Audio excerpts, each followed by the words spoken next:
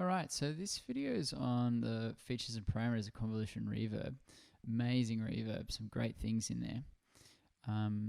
We've gone through a bit of a recap about the difference of convolution to digital reverb, so I won't touch on that here. It'll just be on the features. So check the notes or watch the videos again, but there's all this stuff kind of detailed in the notes as we go. So I'm just going to talk you through it in Ableton, so we can get a bit of a better feel for it. So this is still the old user interface as well. I haven't updated yet since moving to 11. So first of all, you pick your type. Okay, so we've learnt now that made for drums, there's going to be some chambers in there. Halls are great for strings or anything playing chords or harmony. You know, think about those spaces. We've got plates in here, real plates. We've also got digital plates. The real plates was what I chose straight off the bat for the lead. And they've gone and sampled some classic hardware units for you. And so you're really getting the best of the best here. I think I chose that one and that was it. So you choose your type, pardon me. You've got springs here, which we looked at.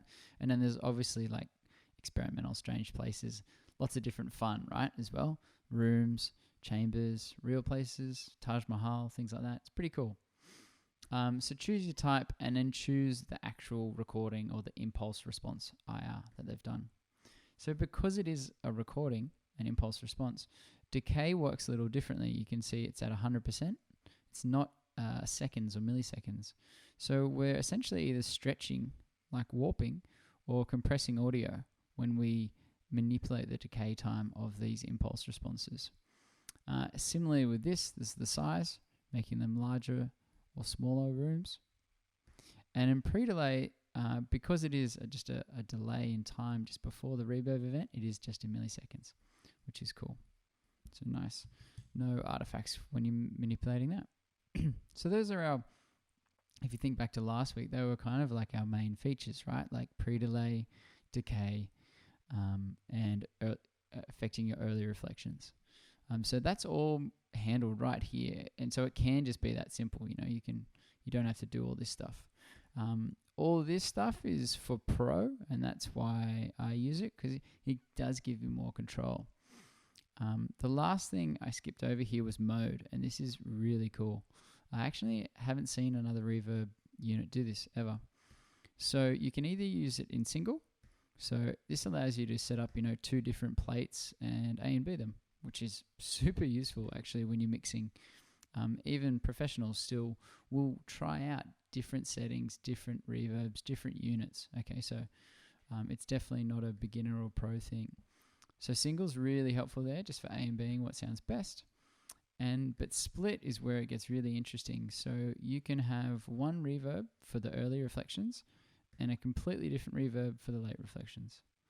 So that is pretty interesting, and you can get some pretty cool sounds out of it. I gotta say, it's a very, it's got a great character, this convolution reverb. You get so much timbre out of these sounds because it's so versatile. So a classic one I always mess around with is a spring on the early reflection, because it sounds like a spring, and then a nice big hall or something. I'm not going to do it here because it won't sound good.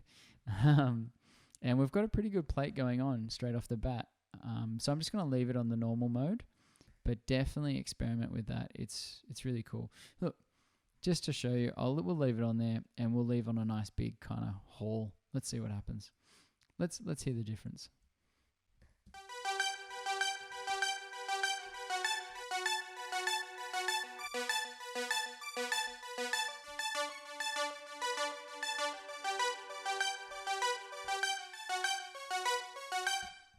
That's amazing. So you're getting that really nice, short, sharp tone reverb reflection coming from the plate. So it's really bringing that lead to the front of the mix. And it did actually what I thought, putting a nice hall on the back, especially with this lead, it just creates a nice space behind the ARP. Let's have a listen again.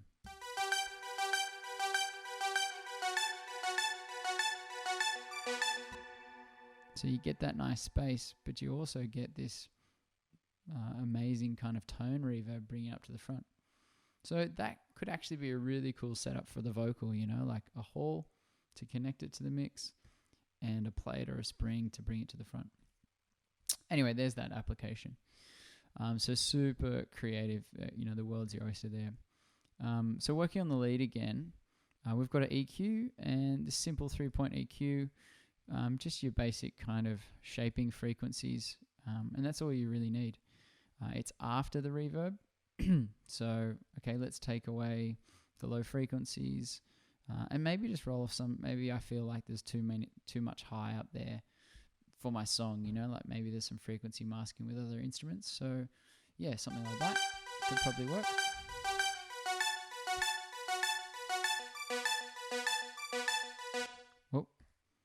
Oh, just clicked back to the wrong reverb.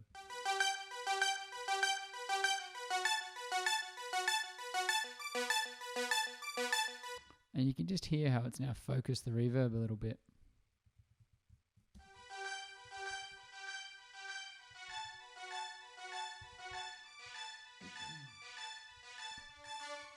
So as I said last week, EQing before and after the reverb, so important. Just thinking about what frequencies are going in and what you want coming out. Is it a high frequency instrument? Is this meant to be a lead? Cool, let's leave the highs in. So I'll just do something simple like that for now.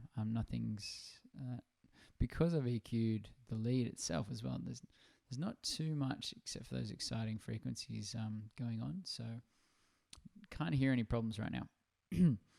So that's, you know, pretty standard. Width is, we've come across that before. So mono, completely stereo, okay, which is cool. Gain can help us balance, which is really just useful. It's built in. And then obviously dry and wet at 100% on your return. So where does it gets cool is with position and damp and shape. Now these have all got slides breaking them down, but check this out.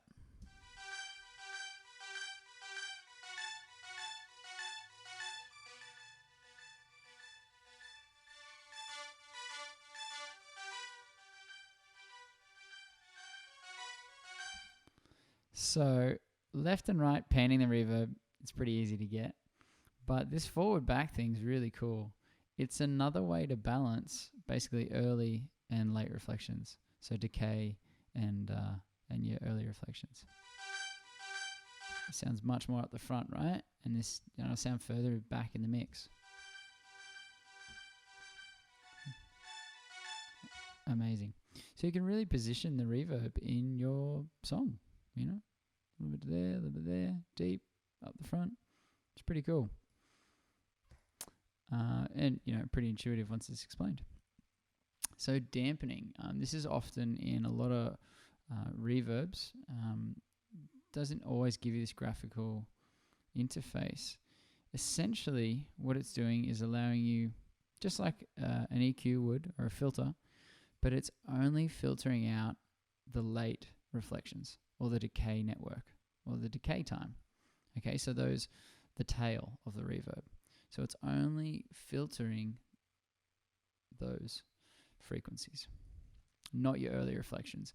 So again, just being able to control the difference between early and late reflections and EQ them differently allows you to create some really interesting spaces. Let's go back to the one where we had a late hall.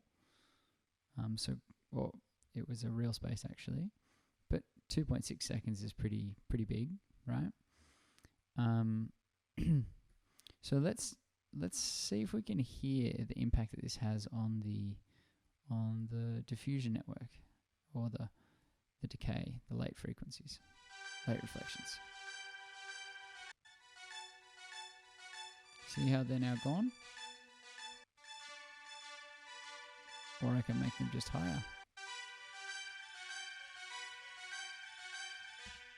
So yeah, it's very cool, very powerful, and it's really all just about getting that perfect sound in your mix. And again, just going to reference here because we're doing everything in solo. I'm only doing that so you can hear it. Never really be trying to apply the reverb in solo. Set it up, but it's always just about how does it sound in the mix. If you can't hear it, then either you got to change your mix or there's some frequency masking. When we've still got that, we've still got the spring reverb on the clap, which is pretty cool. All right, that is the damp. We'll go back to leads. Sorry, I keep clicking on whole. Go back to the lead. That's cool.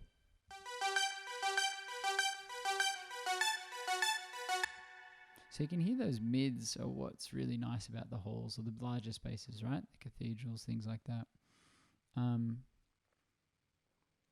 You know, if this was not such a busy song, I would leave that in there because I really like the space. But the song's definitely got stuff going on in the mids, so yeah, I'd take that one out for now if I was going to be using this. And then finally, shape. Shape allows you to do just that, shape the room, okay? The most useful features are fade in, fade out, and length. And these are just like fades in Ableton. And so hopefully that can help you understand why they're so useful. So if there's anything weird happening at the start of the reverb or at the end, like a little glitch or something you're not liking, you can kind of just fade them in or out. So it's just a bit quite practical when you're working with music. And the length, again, is just the length of that decay network.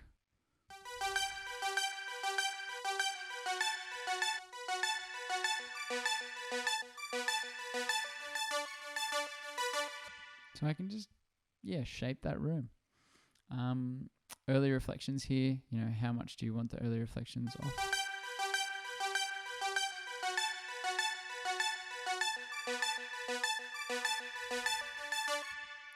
And Cascade actually puts early reflections into the decay, the late reflections, or the diffusion network.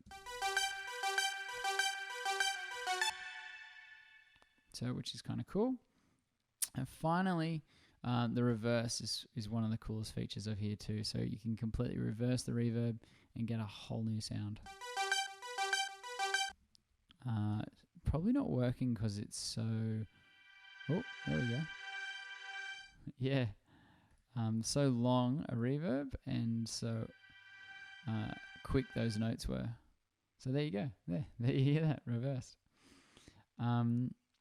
And that's it. It's a very deep tool, very powerful, and as you can see, quite user-friendly once you get shown around it. So have fun.